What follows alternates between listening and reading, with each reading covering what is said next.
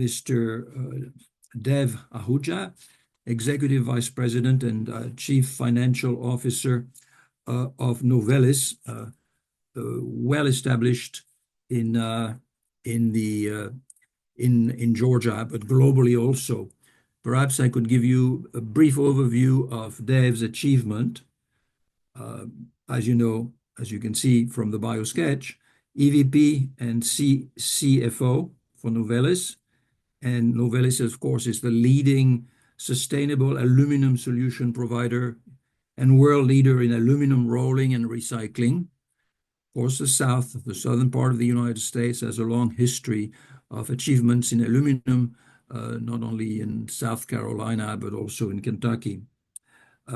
Dave oversees all aspects of the company's financial functions and activities relating to financial planning globally, global tax compliance, investors relations. He has an interesting background which will allow him to shed light in a very targeted way.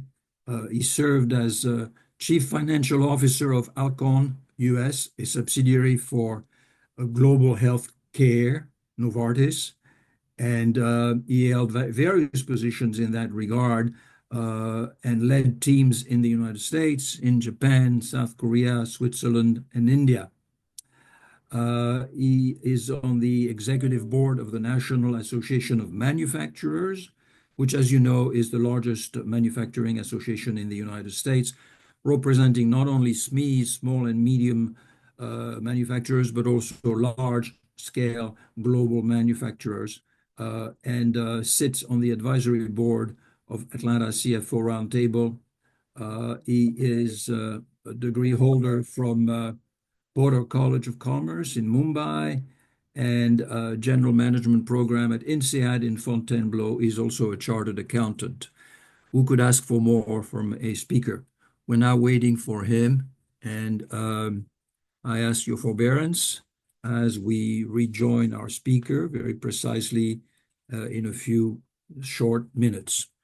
I do have word from Ani that Dev is joining us. Okay, very good.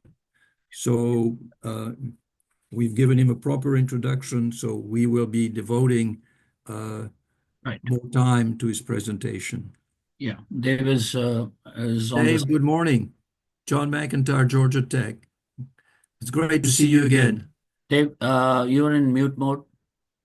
Sorry, good morning, guys. Sorry. Hi, how are We you? had some tech issues. I would have joined a minute earlier. But... Well, that happens all the time, right? Yeah. Especially the day when you have a keynote to deliver. Exactly. It just happens exactly then.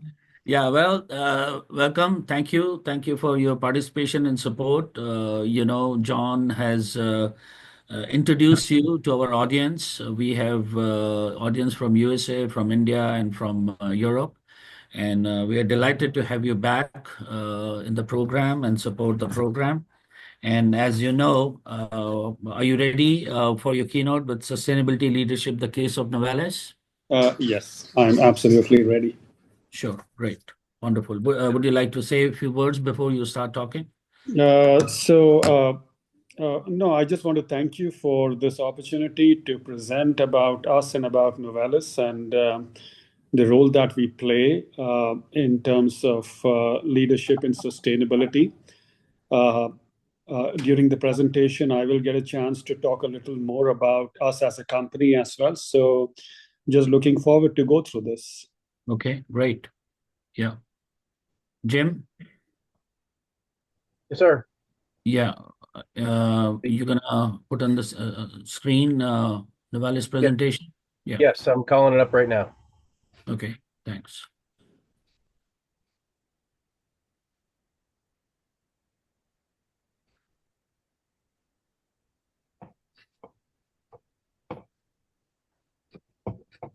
Almost there.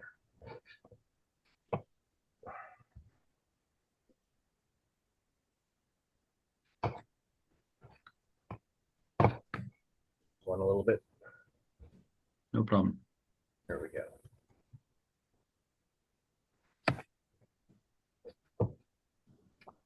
Screen sharing on. Perfect. So I assume I can get started. Yes, please.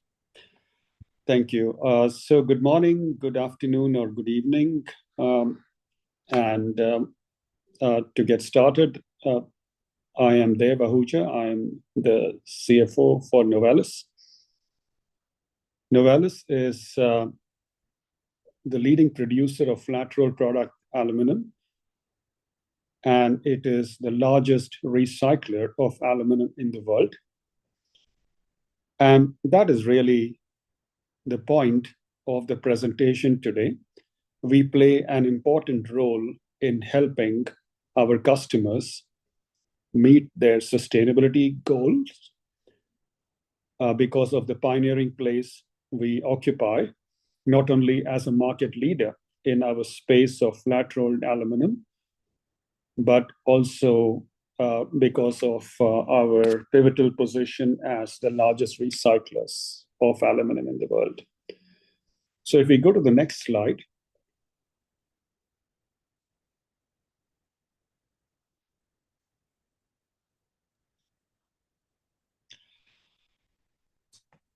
Just as an introduction to really what is aluminum, it is robust and a durable material. And it is used, as a lot of you know already, in a number of end applications. In our case, it is beverage packaging, beverage cans.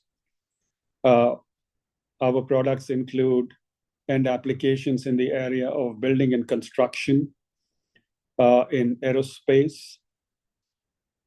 It is used in automotives to build car bodies, body in white, as we say. It is used for making battery plates. These are all the end markets to which we cater to. So it is an extremely versatile material, in short. And the thing about aluminum is that it is infinitely recyclable. It can be recycled forever, again and again. And it does not lose quality during the remelting and reprocessing when it is done. So that is really what makes aluminum very special from a sustainability perspective. When recycled aluminum is used versus primary aluminum, the amount of energy saving that happens is to the extent of 95%. So the whole sustainability value proposition of aluminum comes from its infinite recyclability. If we go to the next slide, please. Let's talk about Novelis. As I said earlier, we are the largest and we are a market-leading company when it comes to our area of flat-rolled aluminum producers. And I already mentioned the end markets to which we cater to. We have a geographic footprint which extends around the world in North America, Europe, Asia, and South America. You see some of the key numbers about how comprehensive our presence is. North America is our leading market. On the left, you see that of the 13,190 employees, about 5,000 of them are in North America, followed by Europe, not far behind, and then a fairly large workforce in South America and Asia. In terms of our facilities, we have 32 operating facilities across all these continents. It covers 9 countries. It covers 4 continents. And besides our operating facilities where the actual manufacturing is done, we have 11 innovation centers where we do a lot of technical development, research and development. We have what we call customer solution centers, which basically work very closely with all the global auto OEMs and in some cases with the beverage can customers as well. And the whole idea is to provide product innovation, to do problem solving for customers. And really, in short, it is about partnering with our customers to help them become better.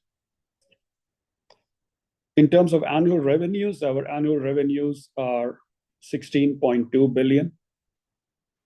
Our annual adjusted EBITDA is of the order of 1.9 billion. We recycle 2.3 million tons of aluminum. And if you consider that as a proportion to the total shipments that we do, which is about 3.7 million tons, that's a very, very large proportion of recycled content. Our recycled content is around 63%. That is really what makes the whole value proposition of sustainability extremely important for us and for our customers. If we go to the next slide, we are guided by our purpose, and our purpose is shaping a sustainable world together. So what does this really mean? This purpose is our North Star, and we can break this down into three parts.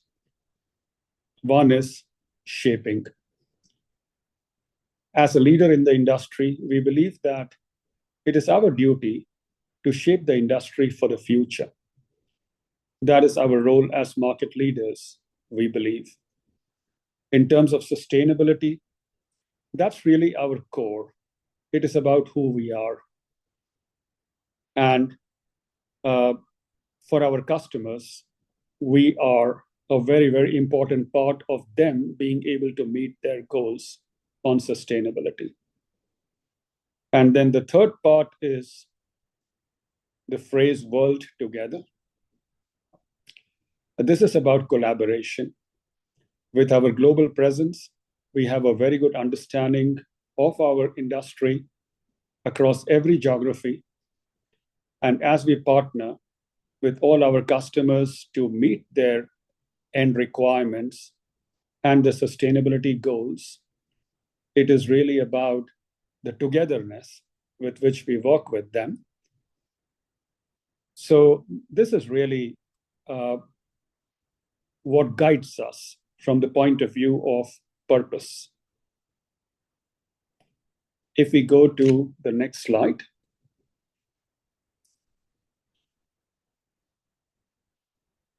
Our goal is to become carbon neutral by 2050. And we have set a shorter-term objective of achieving a 30% reduction in our CO2 footprint by 2026 with a baseline of 2016. We have taken on other ambitious sustainability goals, as you will see, which is a 10% reduction in energy use by 2026, a 10% reduction in water intensity, again by 2026, and a 20% reduction in waste to landfill during that same time. So our goals are not limited, but pretty comprehensive when it comes to the challenges that we have taken on in terms of driving sustainable behavior.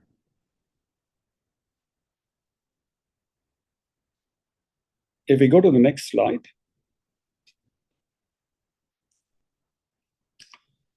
As the world's largest recycler of aluminum, we play a critical role in circularity, as I was alluding to earlier. And that is really what makes us a partner of choice with all the marquee names around the world when it comes to our customer base. Our customers are spread across all OEMs. Almost every single auto OEM across the world is our customer.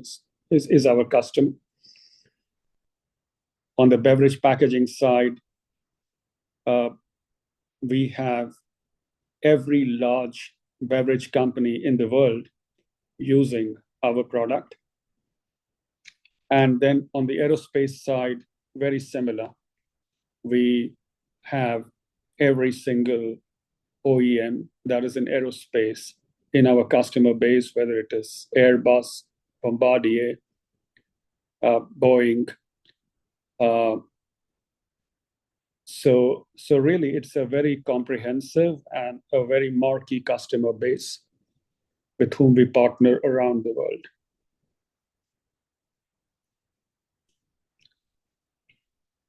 So going to the next slide.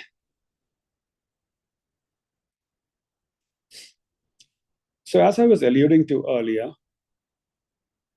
we have achieved a 27% reduction in absolute carbon emissions from the 2016 baseline already by FY24, our fiscal year 24, which is really March 24. And this includes scope 1, 2, and 3. As I mentioned earlier, we have a recycled content of 63% with 2.3 million tons of aluminum that we recycle. By FY24, we had also achieved a reduction of,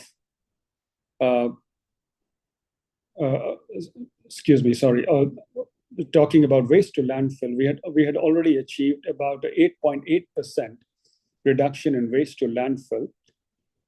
And in this, we use a 2020 baseline. So by 2024, we had achieved a significant reduction of close to 9% on the waste to landfill ratio. We donated 9 million to charitable causes. And we are investing in large-scale solar energy investments, 3 of them at this point. There are other projects like in the UK, we are running a pilot using nitrogen as an energy source. So that is a pilot that we are doing, replacing gas in our recycling facility there.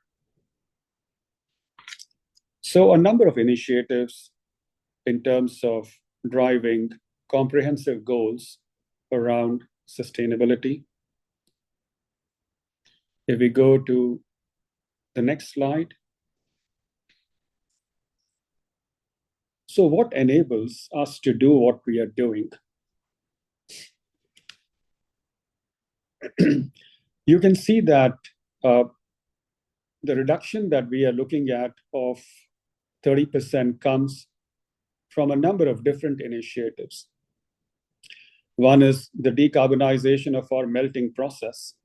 We melt metal in order to be able to really then reshape it into ingots, and from ingots into sheets.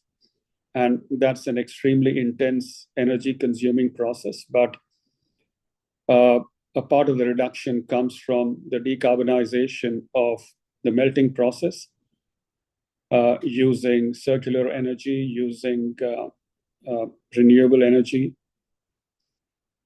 Then the next one is closed loop recycling systems, which means to say that when we sell our product to our customers, the scrap that they generate in that process comes back to us, and we recycle that.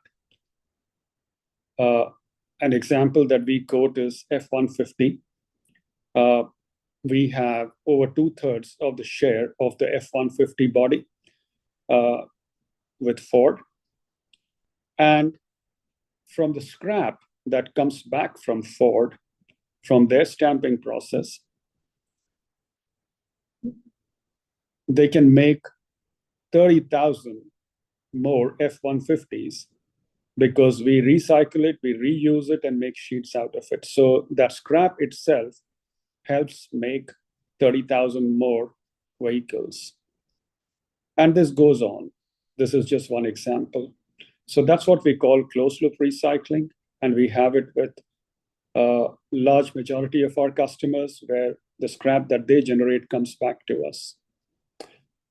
We keep developing alloys which have a higher recycled content.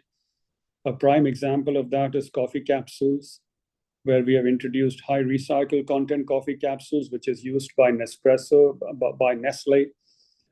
And so a lot of work keeps going into R&D towards developing new alloys with a higher recycled content.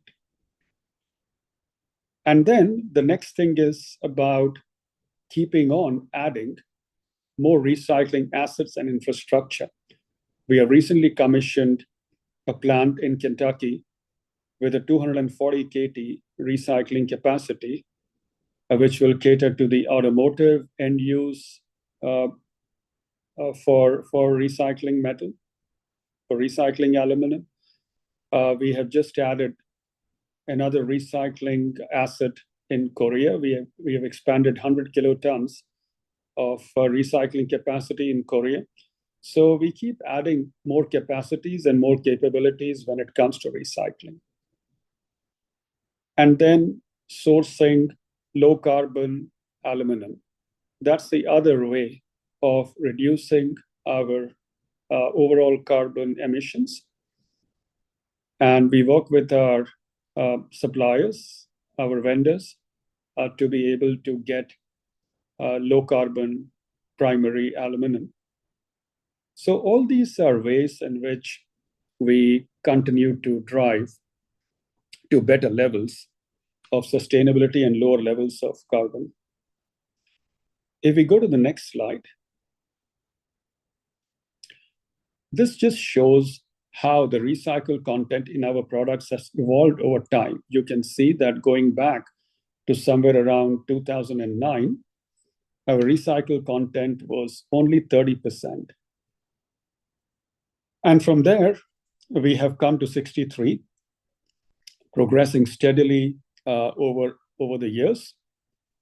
And we have a clear vision of being able to get to 75% recycled content by the end of this decade.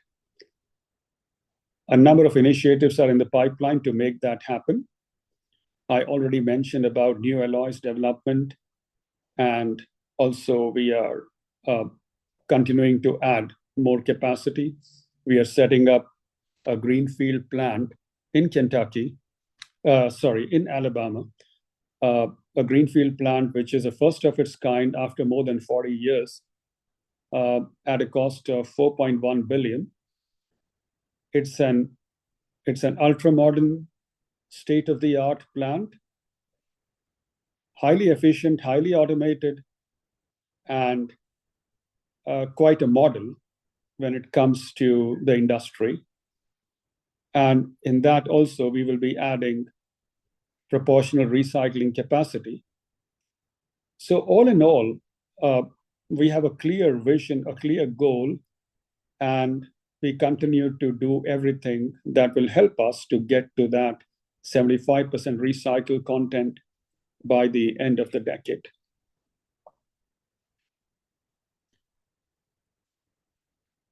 So if we go to the next slide, let's step back for a moment and look at the aluminum supply chain and the difference between primary and recycled aluminum. I briefly mentioned that earlier, but how does it work? We know that keeping aluminum in the loop is the best way for our industry to decarbonize. And that is really, as you see this, that is really how the value chain works. We continue to partner, develop supply chains, make sure that as aluminum is consumed in the value chain, we set up all the systems to be able to get that aluminum back to us. If you think about one model example, take the case of Brazil, where we have our own collection centers. Through a comprehensive network of 23 collection centers, all the scrap comes to us. It comes back into the system, and we really buy it on the ground. It is providing a lot of employment to people there. There's a whole industry around it. And the recycling rates in Brazil are close to 100%. So almost every single beverage can that goes out comes back into the recycling chain, and we are able to reuse it. That's a model example, but in many different ways, this is what we do. We set up systems, we set up set up partnering arrangements, we work with the entire supply chain to make sure that as much as our material goes out, we get it back into the system and keep reusing it. So that is really about how we work with a value chain. Now, if I go to the next slide, 3x30 is our new company-wide vision. And this is all about advancing aluminum as the material of choice, providing circular solutions, and continuing to fulfill our company purpose of shaping a sustainable world together. And we are doing that like never before. So really, it is this vision 3x30, which is our guide. What is this vision about? If we go to the next slide, it is about accelerating circularity to meet our goal of 75% recycled content. We want to really get to a place where we provide flat rolled products with emissions of less than 3 tons of CO2 per ton of our material shipped. And right now, it is at a much higher level, much higher than 8 tons a ton, 8 tons of CO2 a ton. So from there, we are wanting to get to levels which are significantly lower. This is really part of the vision under our 3x30 program. And this is really what will help us to sustain our leadership in this space as customers really value these goals that we are setting for ourselves. We become their preferred partners to be able to really help them meet their goals as well. So the next slide really is about how we want to create a whole ecosystem to support decarbonization and circularity. If we go to slide number 13. The question we keep asking ourselves is, how do we keep doing better? How do we keep improving? And how do we lead this ecosystem? We have people with us, the people who really have the capabilities to make it happen, whether it is scientists, whether it's metallurgists, engineers working through our research labs and operating facilities worldwide. We bring the best of the people together, the brightest experts. We bring new technologies, driving innovation. Our network of suppliers and customers have become a part of this ecosystem. We work with policymakers and help them understand the role that we are playing, and also how we are continuing to grow on that role going forward in future. So in short, it is all about developing these comprehensive partnerships, having the best people with us on board who bring in the knowledge and experience besides the innovation to really make all this happen. What I did not mention right in the beginning is that we are a part of Hindalco Industries, which is a part of the Aditya Birla Group. The Aditya Birla Group is $100 billion plus market cap, leading industry house in India, with a very wide presence across cement, across a number of other end markets like insurance, consumer finance,